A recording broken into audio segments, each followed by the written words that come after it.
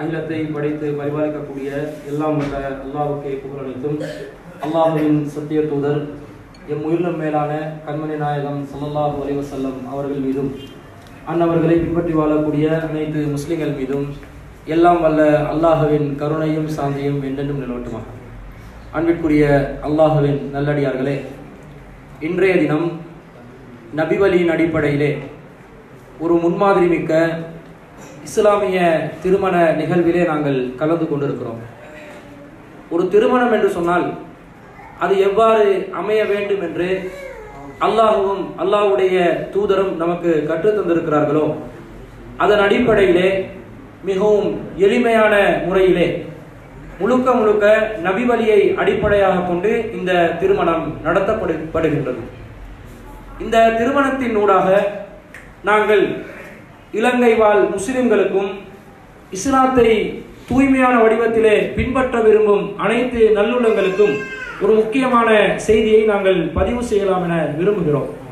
அன்பிற்குரியவர்களே, ஒரு திருமணத்தில் அல்லாஹ் தஆலா எதிர்பார்க்கக்கூடிய முக்கியமான ஒரு நோக்கம் இருக்கிறது.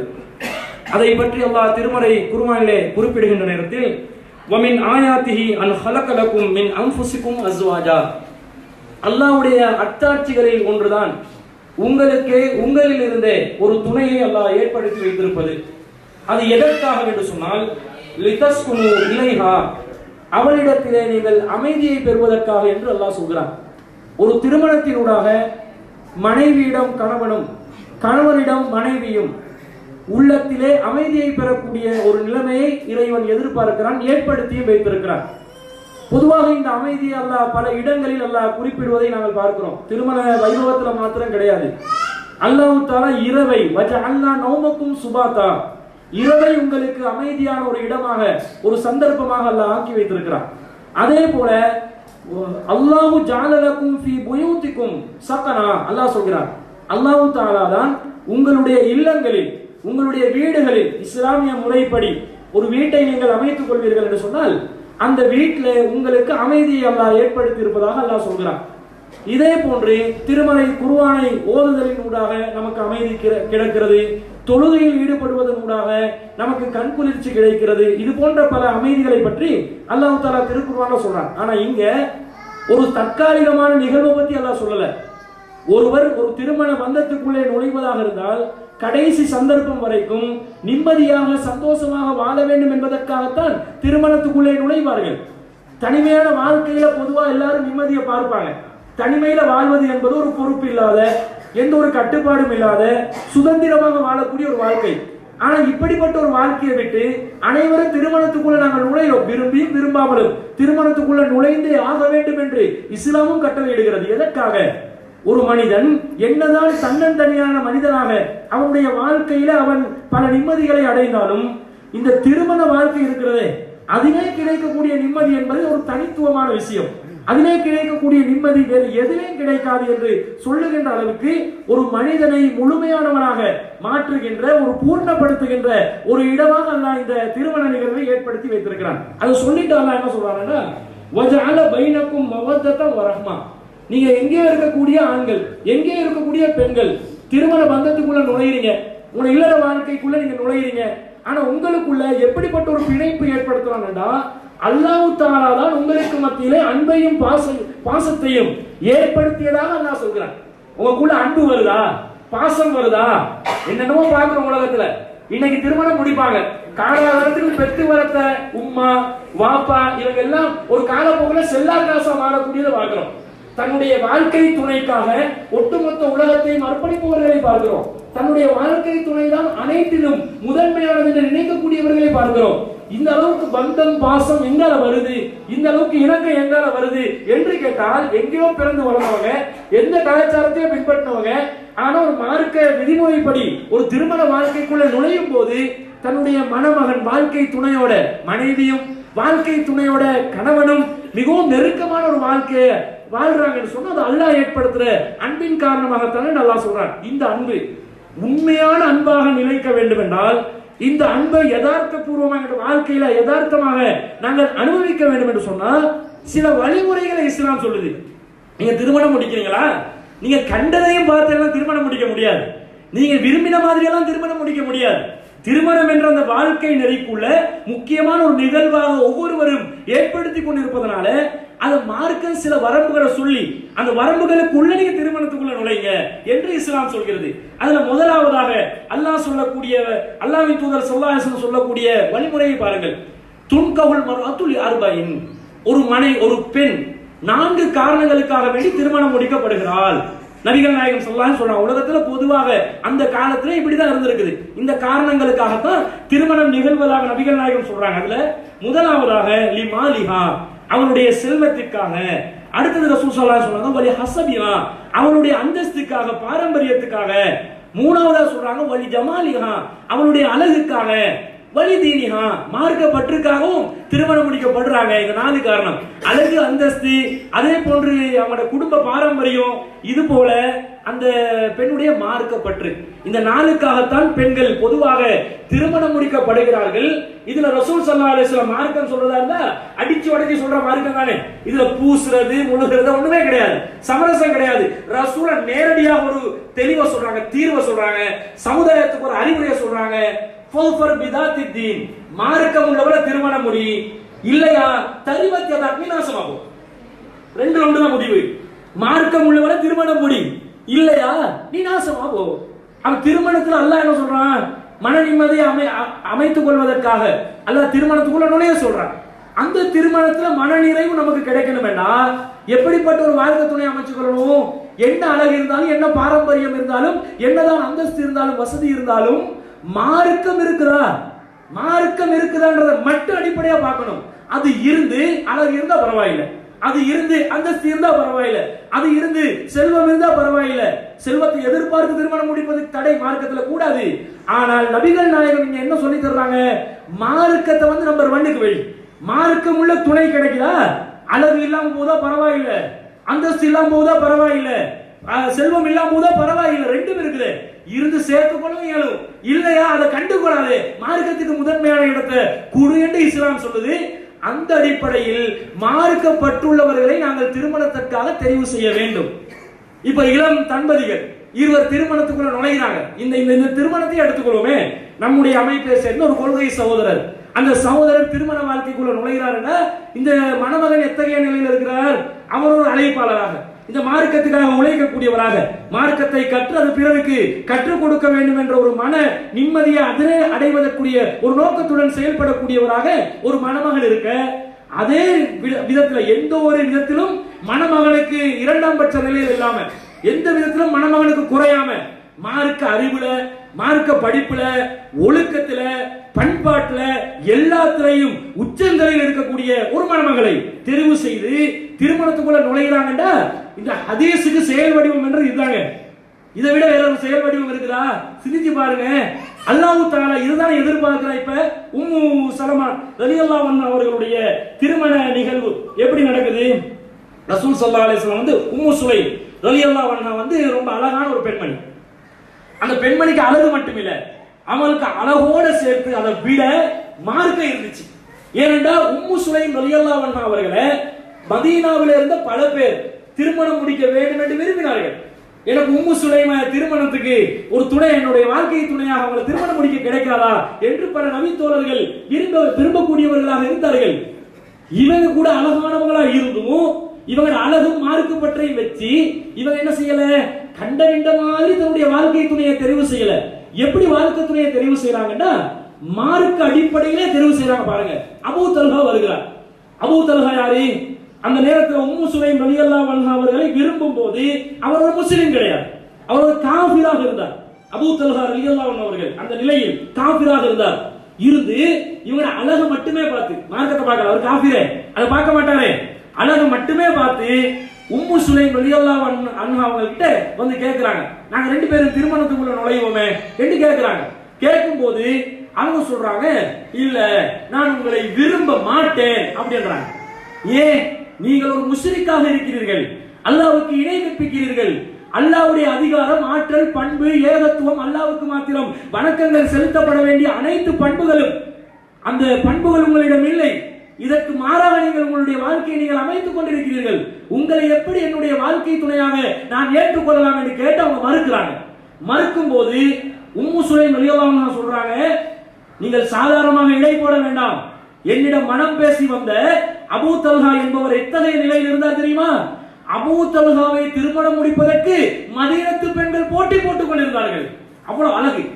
அபூ தல்ஹா அவர்கள் அழகானவர். அவர் ரொம்ப இளமை தம்பிய நிலையில் இருந்த ஒரு மணமகனாக இருந்தார். அது மட்டும் இல்ல, செல்வம். இன்று பெண்கள் எல்லாம் என்ன பார்ப்பாங்க? அதிகமா செல்வத்தை தான் பார்ப்பாங்க. மாப்பிள்ளையா, அக்கவுண்டனா, அக்கவுண்டன்ட் சொல்லி மார்க்கத்தில் அழகாராம இது ஆய்வு செய்ய மாட்டாங்க. மாப்பிள்ளை இன்ஜினியரா, மாப்பிள்ளை வந்து ப்ரொஃபஸரா, லாயரா, இப்படிதான் பாக்குறாங்க. மாப்பிள்ளை வந்து ஒரு மௌலவியான்னு பார்த்தா எல்லாரும் ஓடுறாங்க. மௌலவிமார்களை கல்யாணம் முடிக்கிறது ரொம்ப கஷ்டமா இருக்குது. அந்த நிலையில தான் மௌலவிமார்கள் இருக்கிறாங்கன்னு வைக்கல, அது தனி விஷயம். என்றாலும் மார்க்கம் இருக்குமெண்டா, சரியான கொள்கை இருக்குமெண்டா, அவரை தெரிவு செய்யறதுக்கு அவருக்கு ப்ரொஃபஷனல் குவாலிஃபிகேஷன் எதுவுமே இல்லை.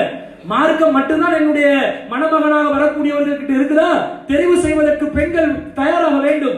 உம்மு சுலைம் ரலியல்லாஹு அன்ஹா அவர்கள் தெரிவு செய்ததை போன்று அவங்க அபூ தல்ஹாவை தெரிவு செஞ்சாங்க. அபூ தல்ஹா கூட எப்போ வந்து தெரிவுக்குள்ளாகிறார் தெரியுமா? இவங்க சொல்றாங்க, பின்னாடி வந்து விரட்டி விரட்டி என்ன விரும்ப மாட்டீங்களா, விரும்ப மாட்டேங்கிறது இன்னொரு படிப்பினை இது. ஒருத்தர் வந்து இன்னொருத்தரை விரும்பினா அங்க இங்க வந்து வாட்ஸ்அப்ல, பேஸ்புக்ல, வைபர்ல காலத்தை கடத்தாம நேரடியா போயிட்டு சம்பந்தப்பட்ட பொறுப்பாளர்கள் கிட்ட கேட்டு திருமணத்தை முடிச்சு விஷயத்தை முடிச்சிடணும். வேற வேற கூத்துவலுக்கு வந்து காலத்தை கழிக்க கூடாது. அப்ப அவங்க விரும்பி இப்படி வந்ததனால சொல்றாங்க, நீங்க இவ்வளவு கேட்கறீங்க, கேட்கறதுனால சொல்கிறேன், நீங்கள் இஸ்லாத்தை ஏற்றுக்கொண்டால் நான் உங்களை திருமணம் முடிப்பேன். இஸ்லாம் என்ற வாழ்க்கை நெறிக்குள்ள வாங்க, முடியுமான்னு கேட்கிறாங்க. அபூ தல்ஹா இஸ்லாத்தை ஏற்றுக்கொள்கிறார். ஆரம்பத்தில் எதுக்கு ஏற்றுக்கொள்றாரு? உம்மு சுலைமுக்காக தான் ஏற்றுக்கொண்டாங்க. பிறகு அவருடைய மனசு எப்படி மாறுது தெரியுமா? எவ்வளவு பக்குவமானவராக, எவ்வளவு மார்க்கத்தில் உறுதியானவராக அவர் மாறினார் என்றால், அந்த பைருவான் தோட்டம் இருக்குது, பீருவான்னு சொல்லுவாங்க, அந்த தோட்டத்தை வந்து ஒரு குர்ஆன் வசனத்துக்காக அல்லாஹ்வின் பாதையில தர்மம் செய்தவர் அந்த அபூ தல்ஹா. அவ்வளவு மார்க்கம் கொண்டு போயிட்டு அவருடைய உள்ளத்துக்குள்ள ஆழமா பதியுது.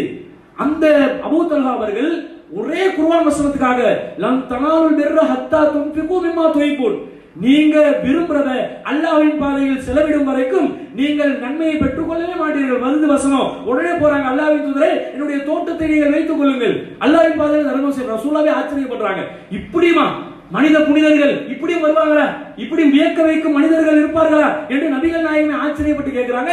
இல்ல அவசரப்பட்டெல்லாம் முடிவு எடுத்துறாதீங்க, நீங்க கொஞ்சம் யோசிச்சு முடிவு எடுக்கலாமே. அவர் சொல்கிறார், இல்ல நான் முடிவு எடுத்துட்டேன், என்னுடைய தோட்டத்தை அல்லாஹ்வின் பாதையில் நான் செலவிடுவேன் என்று சொன்ன உடனே ரசூல் ஸல்லல்லாஹு அலைஹி வஸல்லம், அப்படியா, உங்களோட விருப்பம், உங்களோட முடிவுல மாற்றம் இல்லை என்றால் குடும்பத்தார்களுக்கு நீங்க என்ன செய்ய, அந்த தோட்டத்தை வந்து நீங்க தர்மம் செய்யுங்க.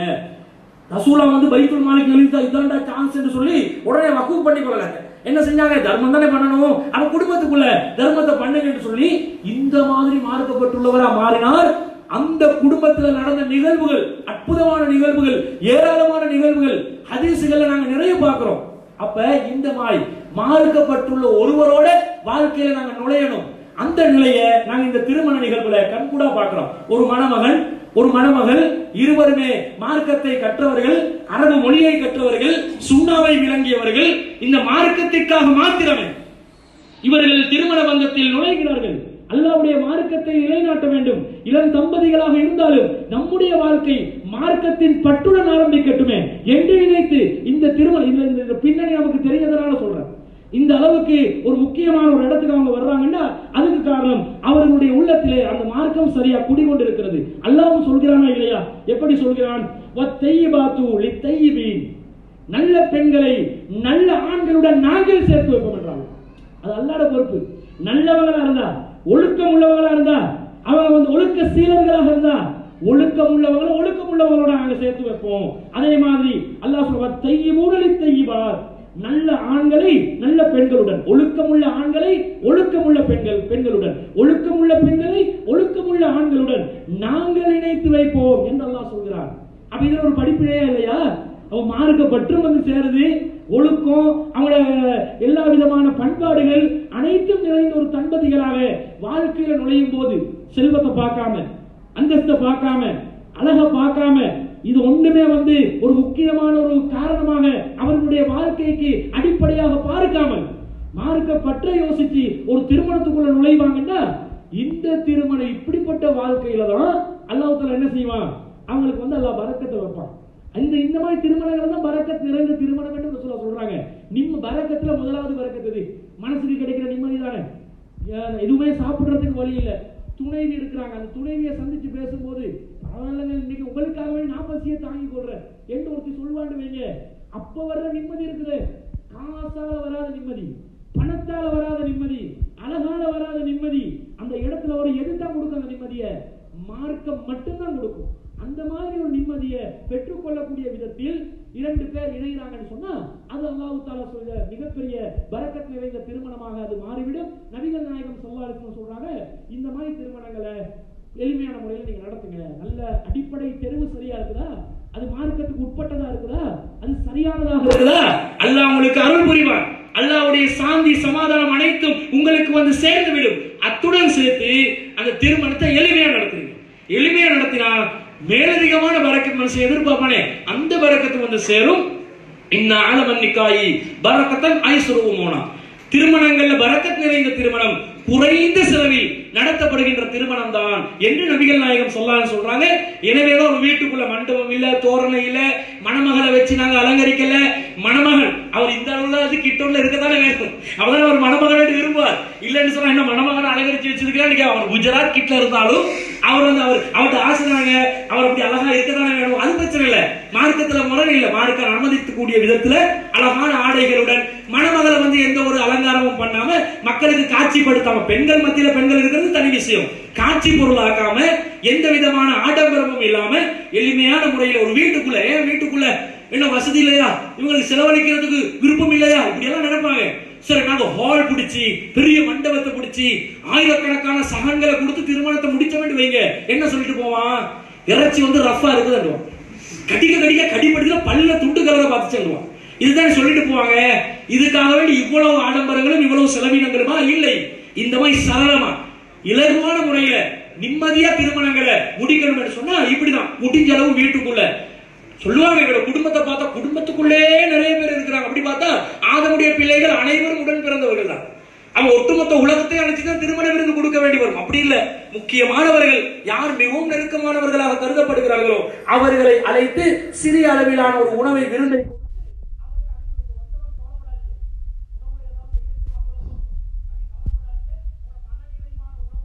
வலிமா விருந்தை பரக்கத்தான முறையில கொடுத்து அல்ஹம்துலில்லாஹ் அந்த திருமணத்தை லேசான முறையில முடிப்போம். இப்படிதான் ரசூலோட காலத்துல நடந்த ஒரு சபைக்கு வருவாங்க. ரசூலா பார்த்து ஒரு பெண்மணி கேட்பாங்க, அல்லாஹ்வின் தூதரே, உங்களை நான் திருமணம் முடிக்க விரும்புகிறேன். ரசூலா தலையை உயர்த்தி பார்க்கறாங்க, அந்த பெண் ரசூலாக்கு செட் ஆகல, ரசூலா மனசால விரும்பல. ரசூலா வந்து தலையை தாழ்த்தி கொள்கிறார்கள், மனசு நோடிக்கிற மாதிரி பேசவும் மாட்டாங்க ரசூலா.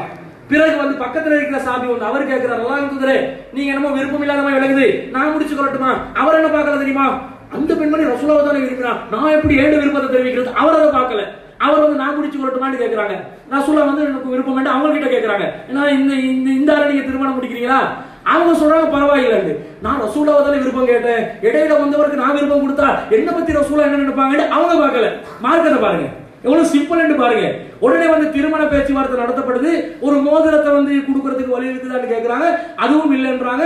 வேட்டி சட்டை தான் இருக்குதுன்றாங்க, மகரா கொடுக்க. அதை கொடுத்தா நீ வந்து மகரா கொடுக்கறதுக்கு அந்த வேட்டி சட்டையை கொடுத்தா உனக்கு வந்து எதுவும் ஆடை இல்லாம போயிடுவேன்னு சொல்லி குர்ஆன் வசனங்கள் ஏதாவது கற்றுத்தர சொல்ல வேண்டும் கேட்டு சில குர்ஆன் வசனங்களை கற்றுக் கொடுத்து குர்ஆன் வசனங்களையே மகரா ரசூல் ஸல்லல்லாஹு அலைஹி வஸல்லம் கொடுக்க வச்சு திருமணத்தை நடத்தி முடிச்சிருக்காங்க. இதான் இலகுவான திருமணம். ரசூலா கூட தன்னுடைய மகர்ல கிட்டத்தட்ட 12 திர்ஹம்கள் 12 ஊக்கியாக்கள் ரசூல் ஸல்லல்லாஹு அலைஹி வஸல்லம் மகர் கொடுத்திருக்காங்க. புகாரில வரக்கூடிய ஹதீஸ். 12 ஊக்கியாக்கள் என்று சொன்னா ஒரு ஊக்கியா என்பது 40 திர்ஹம். 12 ஊக்கியாக்கள் என்று 500 திர்ஹம்கள். ஒரு திர்ஹம் என்பது கிட்டத்தட்ட 3.6 வெள்ளி கிராம் எடை உள்ளது. ஒரு வெள்ளி என்பது வெள்ளி ஒன்று என்பது கிட்டத்தட்ட 81 ரூபாய் வருது. அப்ப 500 திர்ஹம் வந்து இந்த வெள்ளி கணக்குல பார்த்தா கிட்டத்தட்ட இந்த காலத்துல 1,20,000 ரூபாய் போல செலவு வருது. ரசூல் அவ்வளவு பெரிய மகர் கொடுத்திருக்காங்க. அந்த காலத்துல 1400 வருஷங்களுக்கு முன்னாடி அவ்வளவு பெரிய ஒரு மகரை கொடுத்திருக்காங்க. அதே மாதிரி சாதாரணமாக ரசூல் ஸல்லல்லாஹு அலைஹி வஸல்லம் மகரும் கொடுத்திருக்காங்க. முடிஞ்ச அளவு சிம்பிளான மகரையும் கொடுத்திருக்காங்க.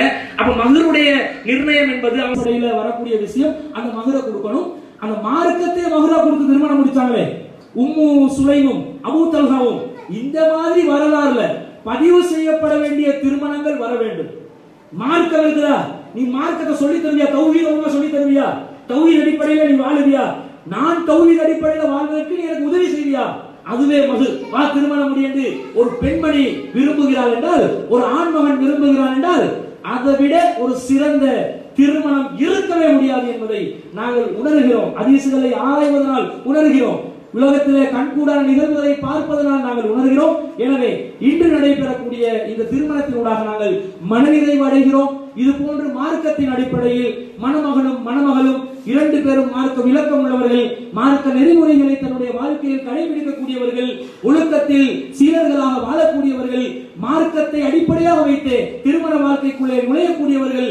இவர்கள் இந்த திருமண வாழ்க்கையிலே அல்லாஹ் தரக்கூடிய அந்த கருணை, அந்த நிம்மதி, அந்த சந்தோஷம், அந்த பரக்கத் அனைத்தையும் அவர்களுடைய வாழ்க்கையிலே பெற்றுக்கொண்டு நிம்மதியான ஒரு வாழ்க்கையிலே அவர்கள் தொடர்ச்சியாக இறையச்சத்துடன் ஒருவருக்கொருவர் உதவி செய்து கொண்டு அவர்களுடைய வாழ்க்கையை தொடர வேண்டும் என்பதையும் கூறிக்கொண்டு விடைபெறுகிறேன்.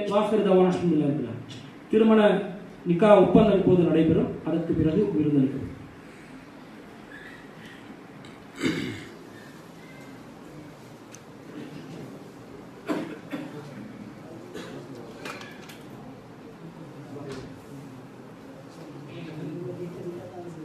அஸ்ஸலாமுஅலைக்கும். பிஸ்மில்லாஹிர் ரஹ்மானிர் ரஹீம். நான் இந்த திருமண ஒப்பந்தத்தை வாசிக்கிறேன், கேட்டுக்கொள்கிறேன். அபுல் கலாம் ஆத்திகா 367 பலகுள்ள கெல்வன். அப்துல் ஹமீத் அப்துல் கலாம் மணமகனுடைய தகவல். முகமது நசீர் ஹஸ்ரா 60 இங்கிலிருந்து டோலோ ரோட் மாற்றது. முகமது ஜுனைதீன் முகமது நசீர் மணமகளுடைய தகவல். மகராக 3,43,000 பெறுமதியான தங்க நகை கொடுக்கப்படும். கைக்கூலி இல்லை. இந்த நிக்காஹுக்கு முதல் சாட்சியாக அப்துல் ஹமீத் முகமது ஆரிஃப் அவர்கள் 21/7 வேகாந்த ஜும்மா மஸ்ஜித் ரோட் கொழும்பு 2. இரண்டாம் சாட்சியாக முகமது ஜுனைதீன் ஹுசைன் பைசர் அவர்கள் 3 மௌலானா பக்த மர்தான கொழுப்பு 12. இந்த நிக்காஹ் சடங்கு மௌலவி ராஷிக் ரஃபீக் தீன் அவர்கள் செஞ்சிருக்காங்க. எனமும் மாற்றங்கள் இருந்தால் சொல்லுவேன்.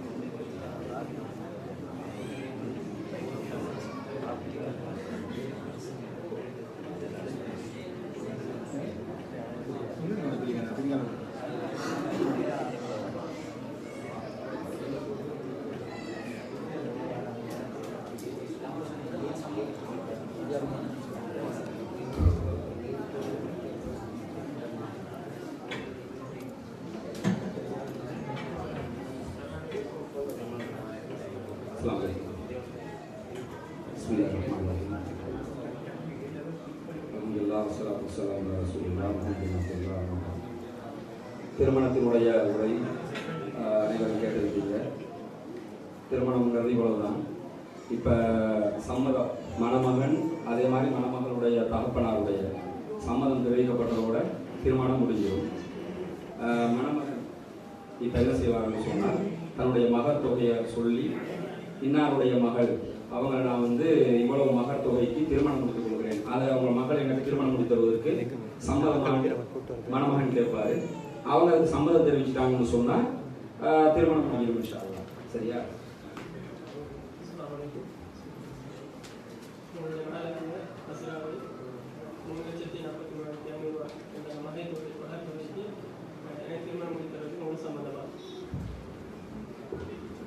முழுமையான சம்மதம் தெரியும். என்னுடைய மகளான அசுராவை அவருடைய முழுமையான விருப்பத்துடன் 3,43,500 மகர் தொகைக்கு ஆட்சிக்கு திருமணம் செய்து முழுமையான சம்மதம். சரியா? கையெழுத்து போட்டால் முடிஞ்சு ப்ரொசீஜருக்கு கையெழுத்து போட்டணும், மார்க்கத்தில் திருமணம் முடிஞ்சிருச்சு. இதுக்கு அரபு வார்த்தை மற்ற வேறு சடங்குகள் சம்பிரதாயம் ஒன்றும் இல்லை. மணமகன் கேட்பாரு, மணமகன் தரப்பு தான் ஒப்புதல் தருவாங்க. தகப்பன் மணமகன் தகப்பனும் இருக்கிறாங்க, எல்லாரும் இருக்காங்க. ஃபினிஷ் பண்ணுவா.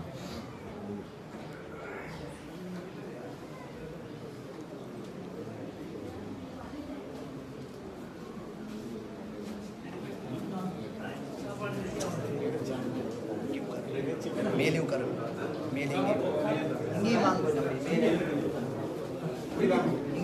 மேலே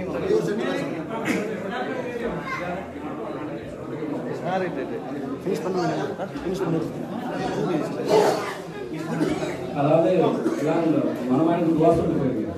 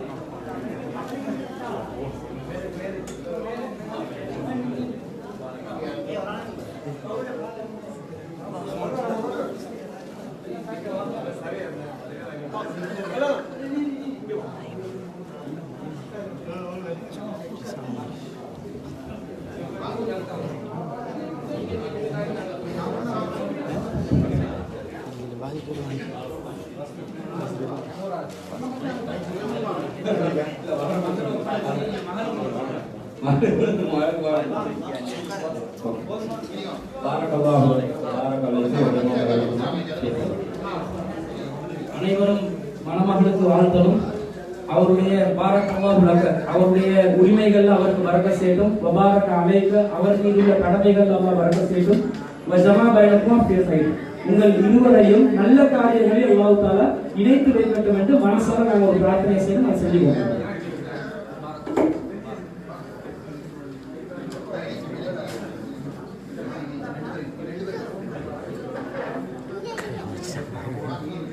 இருந்த ஒரே ஒரு சிங்கிள் தான் நான் இன்னைக்கு ரீமோண்ட் கிரியேட் பண்ணி போட போகிறேன். ஈஸியாக